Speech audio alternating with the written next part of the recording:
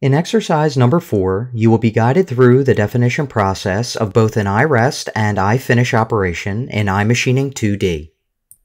Perform step 1 by loading the SolidCAM part used in this exercise. Simply click on the file name exercise4.prz.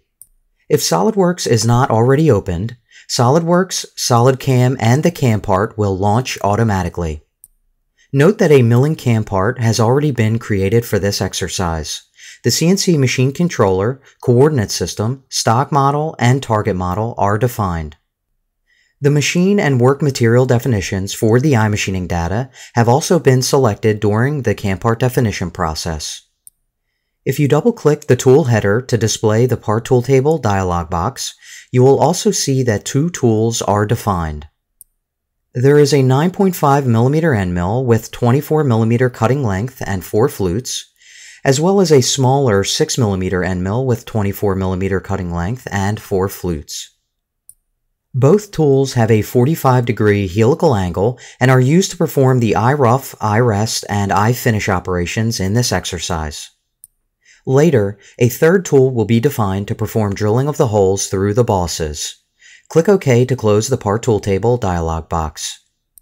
In addition, note there are 2 iMachining 2D operations defined to perform the rough and finish machining of the outside shape.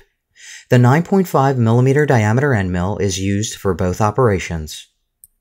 2 chains are defined, with the first being the stock boundary and the second being the outside contour of the target model. The stock chain is marked as open, enabling the tool to approach from outside. iRough has a 0.24mm offset on the walls, and the iFinish operation performs the finishing of the outside shape. When using iMachining 2D, it is possible to perform an iFinish operation directly after an iRough, like in the case of these first 2 operations.